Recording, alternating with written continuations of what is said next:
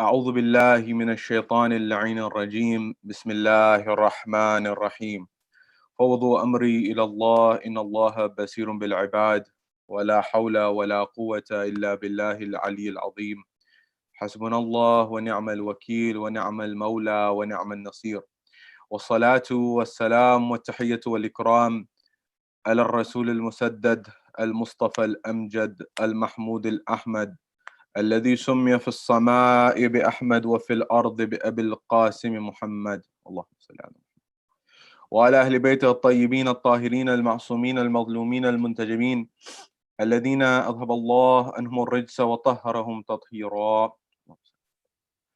وقل رب اشرح لي صدري ويسر لي أمري واحلل عقدة من لساني يفقه قولي أما بعد قال الله تبارك وتعالى في كتاب الكريم بسم الله الرحمن الرحيم لن تنالوا البر حتى تنفقوا مما تحبون صدق الله العلي العظيم. My respected elders, brothers and sisters in Iman, salamun alaikum jami'an wa rahmatullahi wa barakatuh, wherever you may be. First off, a very happy Mother's Day to all of those in the United States and in Europe and throughout the globe. I know it's not the case in Europe, for example, but it certainly is in the United States. And therefore, in Islam, the position of the mother is such that we commemorate and respect and revere mothers all day and at every moment in time. And so may Allah bless all of them, my mother included, and all of your mothers, inshallah. If they are here, may Allah bless them, may Allah grant them long lives. And at the same time, if they have departed from this world, may Allah grant them the highest status in Jannah, inshallah. Having said this, the question that I want to give you at the onset of our conversation is why me? Why do I have to deal with adversity? Why do I have to deal with difficulty? Keep this question at the forefront of your mind. When we look at our modern world and our modern society, especially the current times that we're going through, that is the time of COVID-19, the crisis of the coronavirus, it has led us to unprecedented times, times which we have never seen before in our lifetimes, times that are very new to us, times where we are in isolation, times where we are in lockdown, times where we are spending times indoors that we're not used to and we have not throughout times. And we've also had to suffer, many of us, economic hardships, that is loss of jobs, loss of wealth, loss of income, loss of business for many people. On top of that, sometimes living with all of these things in a close-knit environment, in the house, with a husband, with a wife, with children, where there's on top of this lockdown and isolation, on top of this not the ability to go out, on top of this economic hardship, it leads to struggle and tussles within the household. And ultimately, when these struggles and tussles emerge, it creates an environment that can be very stressful, very difficult, very challenging for individuals. And ultimately, people come forward and begin to ask the very natural question that people have asked since the beginning of time. When a difficulty emerges, why me? Why am I suffering? Why do I have to suffer through this? Why is coronavirus affecting me? Why is it affecting my family? Why did I have to lose my job? Why did I have to lose my income? Why did I have to lose my sanity? Why did I have to lose my peace of mind? Why did I have to go through this? And this is a very natural question. And in fact, many a times in our world, depending on the worldview that you have, depending on the worldview that I have, do I see the world in the way that difficulties will be part and parcel of life? Or do I see the world in a way that difficulties should not be in life? There should be only roses in life. There should only be, for example, clear skies and sunshine in life. If I see the world that way and a challenge hits me, how do I perceive it?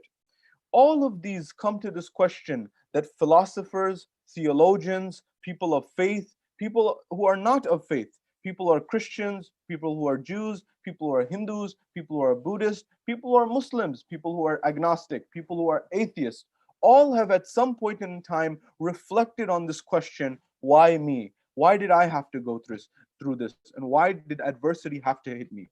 Therefore, in the brief moments that we have together, I would like to look at this question and analyze it from a few different dimensions.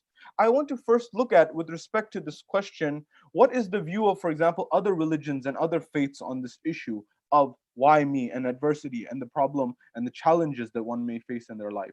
I want to then look at what some of the science says with respect to this challenge, and how you and I can look at this and get some perspective from the science. I then want to look at the Islamic perspective on this matter and also highlight what were the lives of some of the prophets, what were the lives of the Ahlul Bayt alayhimus salam, and also globally, how is this question of why me and dealing with adversity, how is it pertinent as at a global level? And is it possible that great people had to go through adversity? Great people had to go through difficulty before they were able to achieve their greatness, before they were able to achieve their magnitude in society, as they say.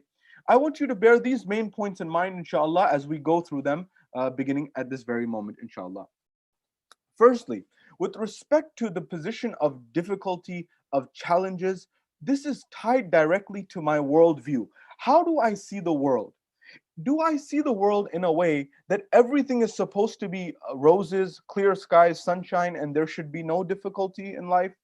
Or is it possible that it may be at times days are good, at times days are bad, and we'll have to take things in stride?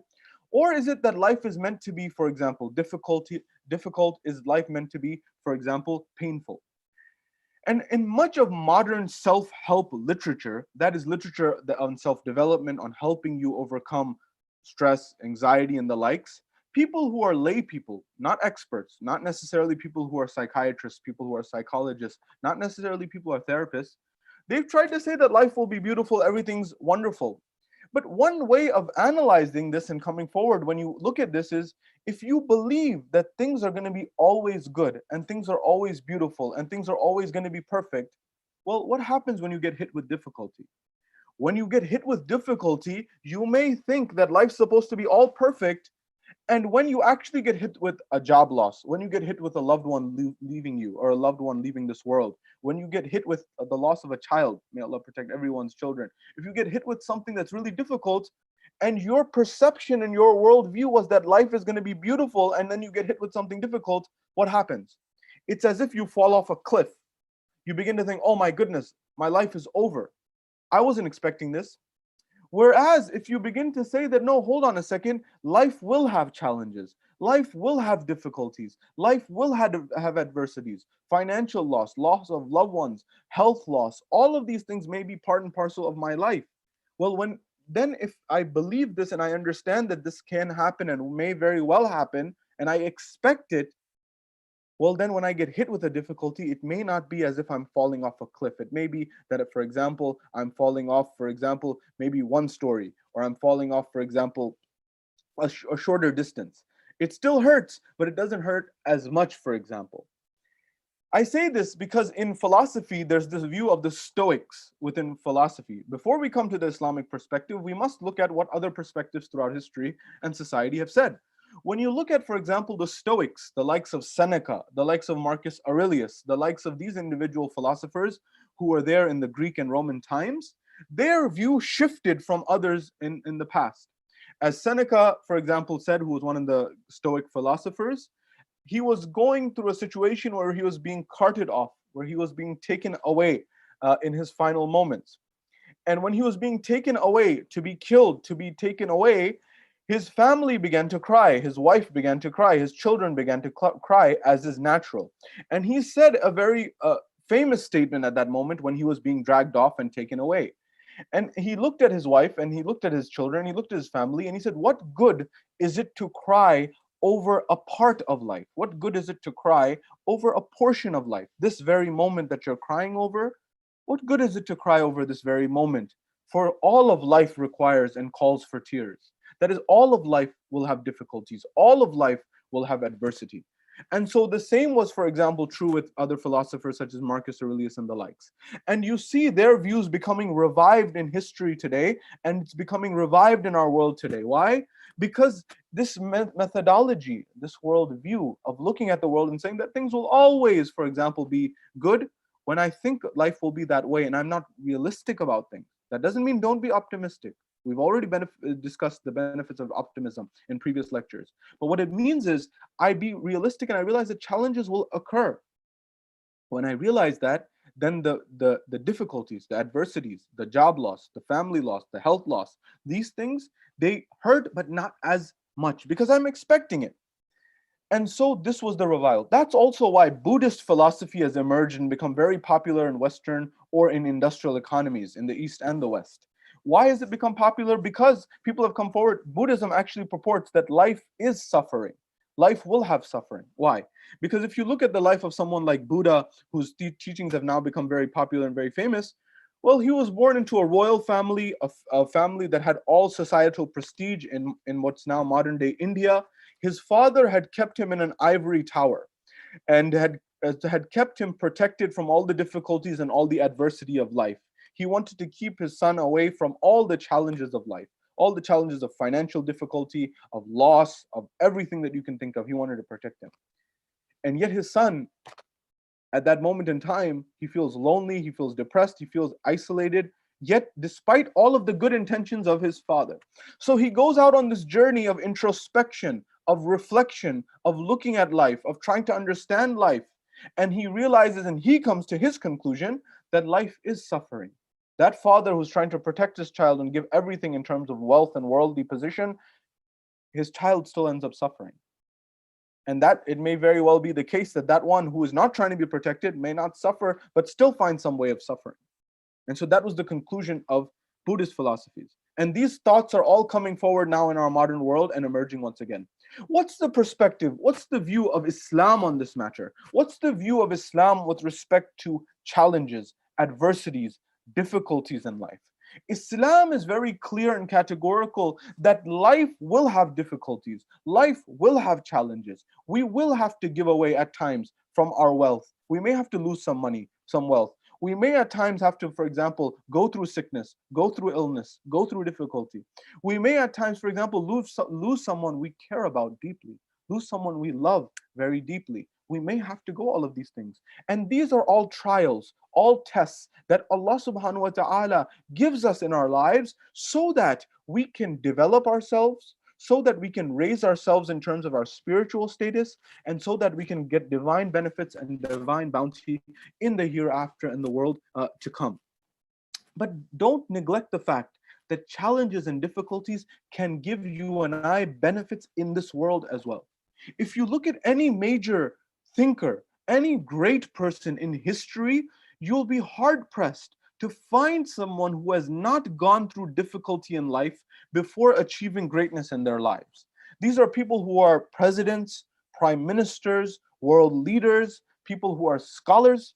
Everyone, you will notice there is a pattern in life.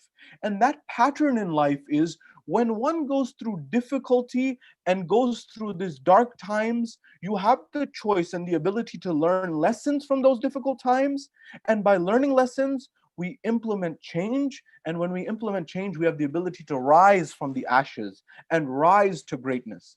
As Joseph Campbell, the philosopher and the scholar of literature, highlights in his book, The Hero's Journey, one of the favorite books of celebrities and the rich and famous and the people who have made it in life from the material realm. He says there's always a journey that the hero goes through from ancient times to modern times and everywhere in between. That journey is going through life and then hitting a slope downwards, a difficult time. And at that moment, when you go through a difficult time, a loss of a loved one, a loss of family, a difficulty in your relationship, losing a child, losing whatever is dear to you, when you go through that, you have a choice. You can continue to go through that, and either on the other side, you go from the bottom to the very top and rise because you have nowhere to go except up, or you stay in the abyss forever. And if you take the chance and take the journey of going upwards, you may find that you will go to and soar to heights that you never thought possible. From a worldly example, you may say, what example comes to mind? Well, in the United States, roughly 100 years ago, just over 100 years ago, there was a president by the name of Theodore Roosevelt. This person is considered one of the great presidents, at least if nothing else. Some of the presidents, such as Barack Obama, has considered him his favorite, for example, his favorite president. And he is considered a trailblazer in many respects. Well, this individual, one day, we're told he was expecting his child. His wife was expecting a child. When his wife was expecting a child, and I'm reminding you this on Mother's Day in the United States of America, when he was expecting a child, his mother, his own mother, not the mother who was expecting, not his wife, but Teddy Roosevelt's own mother, came to visit in order to help with the birth and to help with looking after the child, as is required for having a new child. There are certain responsibilities and certain tasks that emerge. And so when his mother came and visited, Teddy Roosevelt received the news. He received a phone call while he's in his office that his mother is on her way, and at the same time, his wife is delivering. And not too long later, he gets a phone call, and that phone call, when he picks it up, it may be the most difficult phone call he's ever received in his life. And he's told that at that same moment that his wife is delivering, he loses not only his wife in the delivery process, he loses his mother who contracted an illness on that process of coming in on the journey. She contracted an illness on the journey towards New York to meet the family. She died and his wife died. That is, he lost two very valuable people, his wife and his mother, on the same day. This difficulty led him to go into isolation to reflect and contemplate for over a year, for 1 year's time. But when he emerged after this difficulty, imagine losing your wife, imagine losing your mother, let alone on the same day, that would be traumatic for any individual. But historians write that this experience from it, after reflecting, he was a human being. He had to go through the reflection. But he rose after that and became what society deemed a great person. This was the example Teddy Roosevelt. The example, for example, a person like Franklin Delano Roosevelt, FDR, another president of the United States, who actually suffered from polio. He was not able to walk. He was someone who was riddled to a wheelchair. Yet he became a great individual by means of his ability to speak, by means of his vision, and whatever society said with respect to that. Am I saying these are perfect people across the board? I'm saying no. What I'm saying is that this is what society has said, that great people have gone through challenges. The same is true in Islam.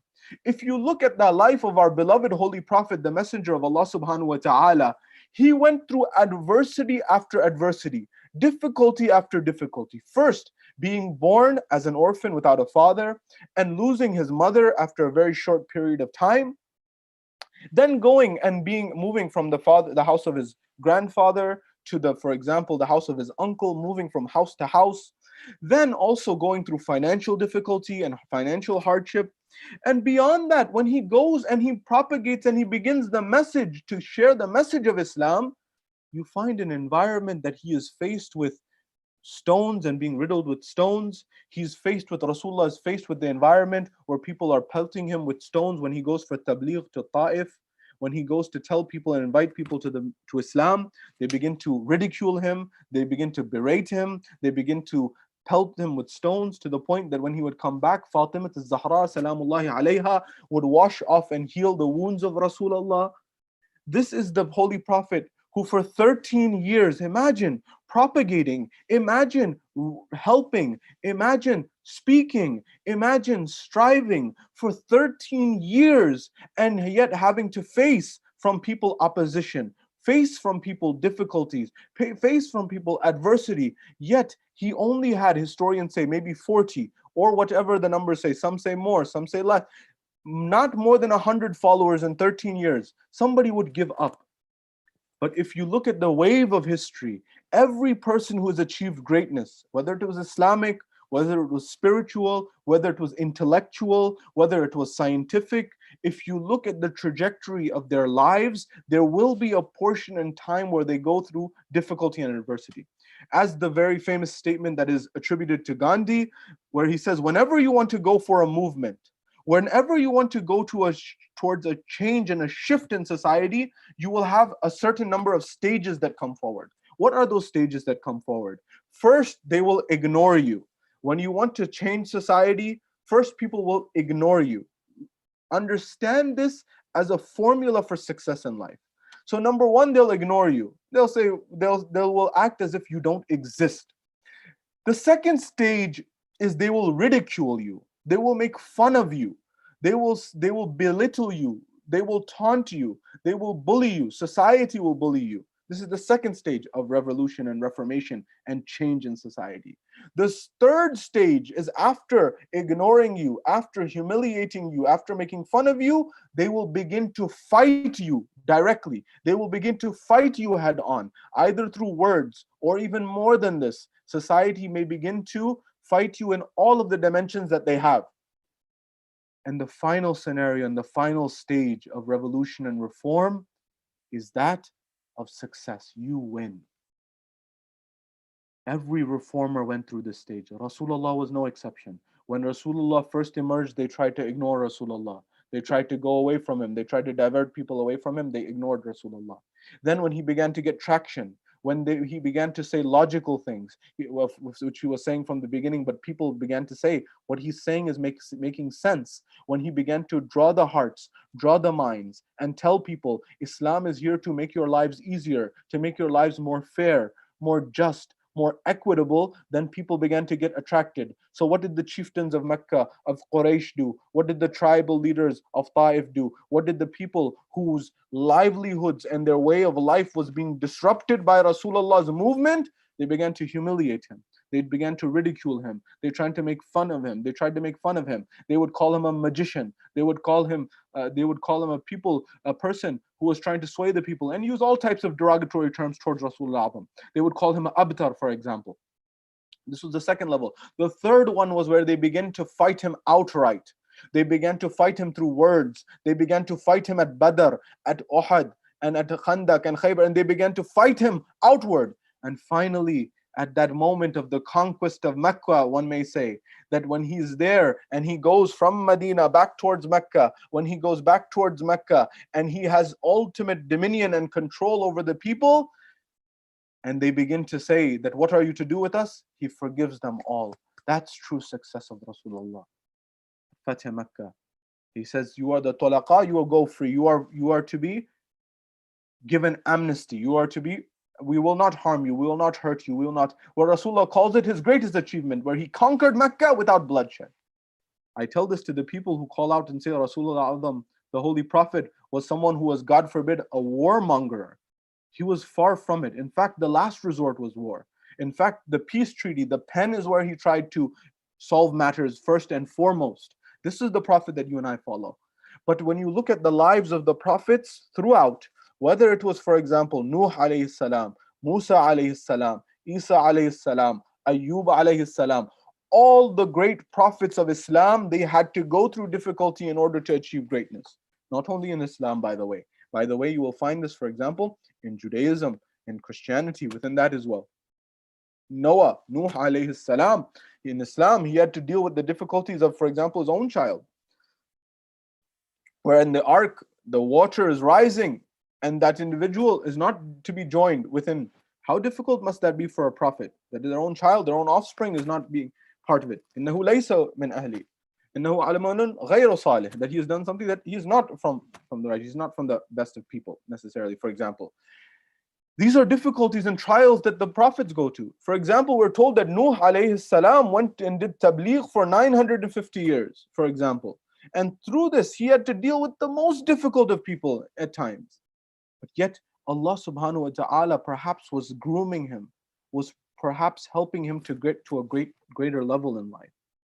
You know, when you look at scientific studies with respect to adversity and difficulty, this why me is a syndrome. In particular, it's actually looked at in medical psychology. What type of psychology? That psychology of patients, people who have been diagnosed with an illness, such as, for example, multiple sclerosis, MS, people who have been diagnosed with rheumatoid arthritis, RA, people who have been diagnosed with cancer. When they have these diagnoses that have been given to them by their physicians, you notice they fall into a depression many times, where why me, the thought of why me emerges in the mind. Why did I have to go through this difficulty? Why did I have to go through this challenge? Why did I have to be hit with this calamity, as they're saying? And how you answer this question of why me and why this difficulty happened to me is called creating meaning about your diagnosis, creating meaning about your difficulty. So, for example, someone who's diagnosed with MS, RA, cancer, you name it, that person begins to think, well, why did this difficulty happen to me? And the way that you create meaning around this has a big impact on your level of depression, has a big impact on your level of quality of life. Research, for example, looked at patients in the Midwest who had been diagnosed with multiple sclerosis. And they wanted to see that when the researchers wanted to see when they're diagnosed with this, does the impact and the way they see this difficulty hitting them in their lives, does it impact their long-term happiness 18 months later? And they found that people who were afflicted With a harder level of depression initially, they had even more depression later down the road. And people who were hit with less depression, they had less depression down the road. For example, the meaning that people created when they were diagnosed with MS, for example, was different. The way they said that this is a challenge, and some people said, this is a challenge, and I'll be faced with challenges in life, will be hitting me with challenges. And this is just one of many challenges, and I will take this with honor, dignity, grace. It's not easy, it's difficult, but I have control over one thing, and that is my mind. I have the control over internal events which happen in my heart and mind, and I don't have to worry about things outside of that necessarily. But people who say that my life is over, this is the worst thing that's ever happened, this, I don't know however I will be able to overcome this, individuals in this category, they begin to do more suffering, more difficulty, more hardship in the mind. I know it's not easy. I know it's not easy to lose a loved one, to lose your father or mother. So many of our friends that we know, especially in Europe, for example, especially in, for example, Dearborn, especially across America, across Europe, and across the world. I know, and we're getting calls and messages about so many people who know someone or know someone who knows someone who has lost someone, their parents, their relatives, due to COVID-19, for example. It's not easy losing a loved one. It's not easy losing your parents. It's not easy losing a spouse. It's not easy for those people, for example, who are nurses, who are doctors, who are healthcare practitioners, who are on the front lines of these difficulties and these challenges, trying to help the world and save the world and make the world a better place. Our modern day superheroes, may Allah bless all of them and protect all of them. It's not easy. It's not easy for the family to have to deal with that. But this is what gives people the opportunity to be great, to be magnanimous, to go from the abyss, as Joseph Campbell calls it, to the great levels. The same thing with patients who went to rheumatoid arthritis. When you and I are afflicted with a difficulty, from our worldview of Islam, how do we see it? It could be, one example could be, for example, that this is a test from Allah subhanahu wa ta'ala.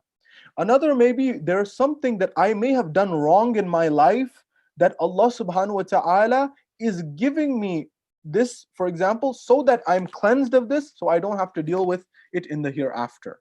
For example, some sort of punishment. Now, it's very, you have to be very careful about making these assessments. I say this because you may think that something in your life is a punishment from Allah subhanahu wa ta'ala for something that you already asked for forgiveness, for example, for something that you did in life, for example. I would implore you and I would invite you to not try to play the position of God, not try to play the mind of God in this position, because you may not understand and know all the variables in the equation. You and I may not know all the different dimensions of the equation. It may be that Allah subhanahu wa ta'ala is simply testing me to raise my status. Perhaps the same way He's tested His prophets, His imams, His representatives, although their tests are higher, but still at some level, to elevate our status, it may be that Allah gives us a test to lose a loved one. How difficult it is to lose a parent, for example. Is that because I sinned? No, not necessarily at all. I want you to try to protect you from this self-blame game. Don't come forward and say that that I did this and therefore I'm getting this difficulty and challenge, because that can become a downward spiral. The better way to achieve this, the better way to solve this, the better way to deal with this in life is to actually come forward and think about the rahmah and the mercy of Allah subhanahu wa ta'ala. You ask for forgiveness, Allah inshallah will grant you forgiveness for your sin. Beyond that, if you face difficulty, if you have to go through a difficulty in life, adopt this demeanor that this is a trial and this is a test to help me raise in my level. For those people who go into military service, for example, in the United States, in Canada, in Europe, in Australia, or in the East, or in the West, one of the dimensions of the Army, the Navy, whatever X, Y, and Z branch, is going through training that is difficult so that one emerges on the other side a great individual. This is a natural process of life that you and I must go through some difficulty, some challenges in order to realize what our potential is. You may have so much potential in your life that you don't even recognize, and it doesn't emerge because you are not challenged and you are not tested. The coal that is pushed against pressure, against heat, that coal that is dark, that coal that is seemingly insignificant, when it is brushed with pressure, with difficulty, with heat over time, that very coal becomes a diamond. That very carbon becomes a diamond. But it is that difficulty and adversity that makes it such and makes it so. The same way you and I are being given these challenges. We have in traditions from the Ahlul Bayt alayhimus salam, whenever an individual is given difficulty, whenever an individual is faced with adversity and they are given a challenge, they have an option. Either do sabr, either do have patience, or, for example, wail and bemoan the situation. Now, no one can blame you if you're having a difficult time and you are wailing and bemoaning, or maybe even complaining to Allah for this. But the tradition says from the Ahlul Bayt, if you have a bala, if you have a challenge, if you have a difficulty in your life, and you are patient, sabr in the bala, that you have patience in this adversity, in this difficulty, there is another adversity, there is another difficulty that's going to come after this. And Allah knows that it's going to come after this in your life. If you have patience with the first difficulty, Allah will protect you from the second one. He will avert the second one. He will remove the second one from your life. Because He will say that you had sabr, you had patience in the first stage of the difficulty, therefore I will prevent the next one to come towards you and harm you and cause you more challenges in life. But if difficulties were something to bring someone down, if difficulties were something that were only for someone who sinned, would the Ahlul Bayt alayhimus salam go through difficulties? They are free from sin by choice. Therefore, it is very clear that the Ahlul Bayt alayhimus salam, Rasulullah A'zam, Amir al-Mu'mineen, Fatimah al-Zahra salamullahi alayha, Imam Hassan, Imam Hussein, and the line and their lineage, for example, if it was the case that someone who goes through difficulty is not a good person, God forbid, if someone who goes through difficulty is not a great person, why would they go through this difficulty? You look at the life of Imam Amir al-Mu'mineen, for example. You think his life was easy? Financial difficulty, for example, growing up at times when Rasulullah came forward and there was a conversation about marrying Fatimah al-Zahra, where Ali ibn Abi Talib came forward to marry Fatimah al-Zahra. Rasulullah said, Ya Ali, what do you own? What do you possess? You know, the people who are trying to marry Fatimah al-Zahra, they owned everything in worldly standards. They had property, they have houses, they had horses, for example, which were the cars of the day. They had everything you could think of. But it was none of that that Rasulullah found to be valuable. Amir al-Mu'mineen was asked, and Ali ibn Abi Talib salawatullah salamu alayhi is reported to have said, Ya Rasulullah, you know, I don't have much in the way of material gains. I have, for example, my sword, I have my shield, for example, I have a horse, and I have, for example, a ring in some traditions. At that point in time, when he's told this, Rasulullah says, for example, he says that with respect to the sword, Islam needs this. You have served Islam and will serve Islam with this.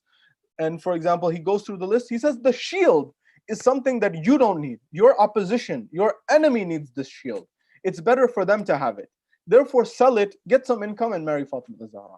Amir al-Mu'mineen was not the wealthiest person in the world at that stage in his marriage. But later on in life, he became very wealthy in the 25-year period of time. Why? Because he was developing property, he was developing land, he had established orchards, he had, for example, opened oases in the desert. He had also, for example, opened rivers and streams, and he worked very hard. But after that, in that period of time, after Rasulullah, Amir al-Mu'mineen had to go through the taunting, the ridicule of people as well. When Rasulullah passed away, they began to say that he's too young to be the ruler, for example. Rasulullah didn't think he was too young.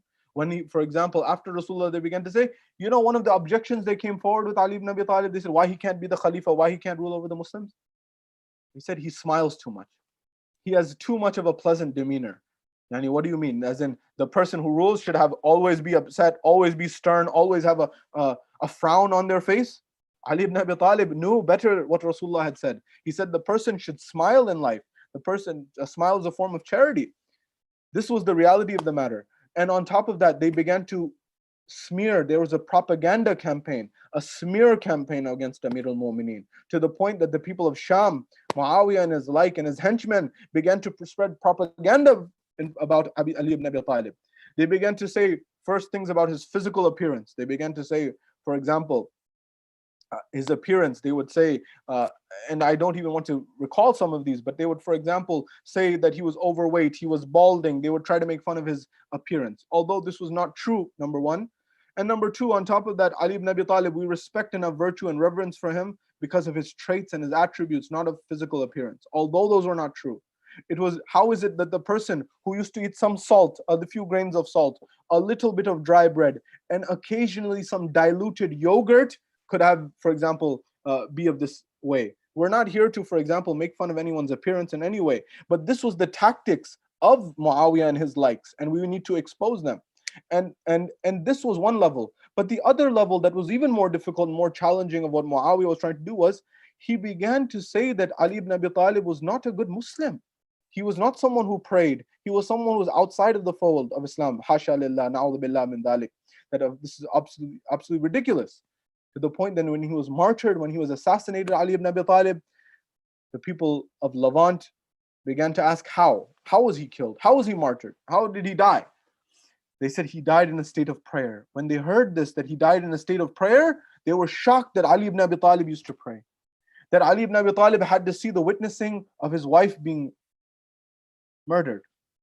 He had to witness and see his wife going through difficulty at the hands of the enemies of Allah. That Ali ibn Abi Talib had to have a rope tied around his neck throughout and go throughout the city. That Ali ibn Abi Talib, does that mean that Ali ibn Abi Talib's level was lower? No, this was all elevating the status of Ali ibn Abi Talib. You and I, when we go through difficulties, think the same way, analyze the same way, that every great person in the history of humanity and the society, and the prophets and the imams, not being an exception, they as well went through this. Your level and your status is being elevated, and you may not even realize it. You may not even know it. Imam al-Hussein alayhi salam, what is there left to say? Imam al-Hussein alayhi salam's entire being is sacrificed so that he is exalted and at the height in the eyes of Allah subhanahu wa ta'ala and his representatives. Imam Sajjad alayhi salam, going after Karbala, towards Kufa, towards Sham, towards the dungeons, towards the prisons, he saw the opportunity and he saw the silver lining in these difficulties. He said that I was able to pray, I was able to worship, I was able to develop a relationship with my Lord. The same when you go to Imam Musa al-Kadhim alayhi salam. He's spending his life, much of his life, in and out of prison.